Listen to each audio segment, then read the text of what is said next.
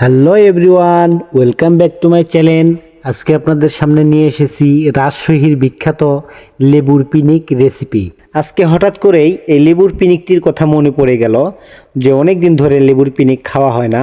তো আজকে লেবুর পিনিক বানাবো এবং একটি রেসিপি আপনাদের মাঝেও শেয়ার করা যাবে।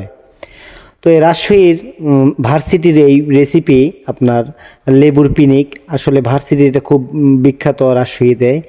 তো আজকে প্রফেশনালভাবে আপনারা কিভাবে নিজ বাসায় তৈরি করবেন লেবুর পিনিকটি মাত্র 2-3টি লেবু দিয়ে, চলুন আপনারা দেখে আসি শর্টকাটে। তাহলে আর টাকা দিয়ে কিনে খেতে হবে না আপনাদেরকে, যখন মন চাইবে আপনারা নিজেরাই তৈরি করতে পারবেন বাসায় এই লেবুর পিনিকটি। এখানে সীমিত পরিমাণ কিছু উপকরণ নিয়েছি, যেগুলো সবার বাসায় কম বেশি থাকেই আর কি, সবার বাসায় আছেই। দেখতেই পাচ্ছেন আমি এখানে সীমিত পরিমাণ উপকরণ নিয়েছি। এখানে গ্রিন চিলি নিয়েছি এবং গোলমরিচের গুঁড়ো নিয়েছি, বিট লবণ নিয়েছি, চিনি নিয়েছি এবং আরেকটি মশলা আমি এখানে নিয়েছি চাট মশলা। তো এই মশলাগুলো দিয়েই আমি আপনাদেরকে দেখাবো কিভাবে লেবুর পিনিক তৈরি করতে হয়। সর্বপ্রথমে 3 থেকে 4টি লেবু আপনারা এরকম পাতলা স্লাইস করে কেটে নেবেন। তো আমি এইভাবে পাতলা স্লাইস করে কেটে নিয়েছি। তো এটাকে আপনাদেরকে আমি ডেকোরেশন করে দেখাবো যে কিভাবে আপনারা ডেকোরেশন করবেন এবং কিভাবে।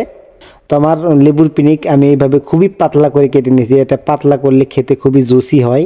তো এইভাবে পাতলা করে আপনারা কেটে নেবেন। নেওয়ার পরে এইভাবে একটি প্লেটে বিছিয়ে দিবেন। দেওয়ার পরে আমি সকল উপকরণগুলো একে একে এখানে অ্যাড করব। তো আপনারা সাথেই থাকুন এবং শেষ পর্যন্ত দেখুন। তো আমি সর্বপ্রথমে এখানে দিয়ে দিলাম চাট মশলা। তো এই চাট মশলা দিলে অন্যরকম একটা ফ্লেভার আসে এই লেবুর পিনিকে।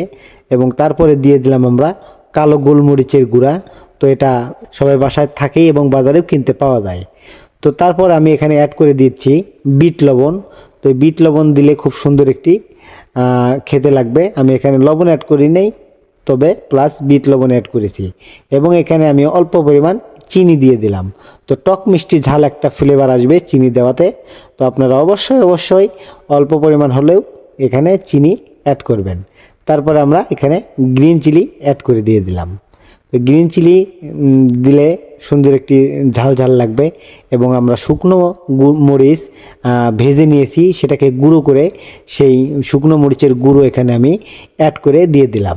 এখন দিতে হবে সরিষার তেল, খাঁটি সরিষার তেল আপনারা এখানে দিয়ে দেবেন। দেওয়ার পরে পরিমাণ মতো আপনারা এখানে সরিষার তেল অ্যাড করে দিবেন। তো আমি এখানে সরিষার তেল অ্যাড করে দিয়ে দিলাম, খাঁটি সরিষার তেল। রাজশাহীর বিখ্যাত ইউনিভার্সিটির লেবুর পিনিক আমাদের কমপ্লিট। তো আপনারা দেখতেই পাচ্ছেন কত সুন্দর লাগতেছে দেখতে এবং দেখে মনে হয় লোভনীয় একটা স্বাদ, জিভায় পানি চলে এসেছে এরকম একটা ভাব।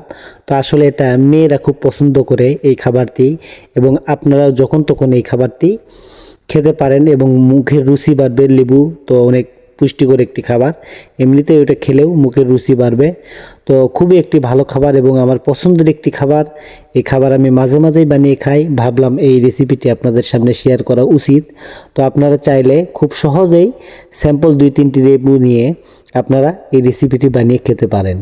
একবার হলেও আপনারা এটা ট্রাই করে দেখবেন, অবশ্যই আশা করি ভালো লাগবে আপনাদের এই লেবুর পিনিকটি। তো অনেকে অনেকভাবেই লেবুর পিনিক বানিয়ে দেখাইছে, তো সবাই ভিন্নভাবে বানায় না। এবং আমরা রেস্টুরেন্টে চাকরি করি, মানে কিছু হলেও আমাদের অভিজ্ঞতা একটু বেশি থাকে কিভাবে বানালে খুব টেস্টি হয় খাবারগুলো। তো অবশ্যই আপনারা এইভাবে ট্রাই করবেন লেবুর পিনিক বানানোর জন্য। সবাই ভালো থাকবেন, সুস্থ থাকবেন।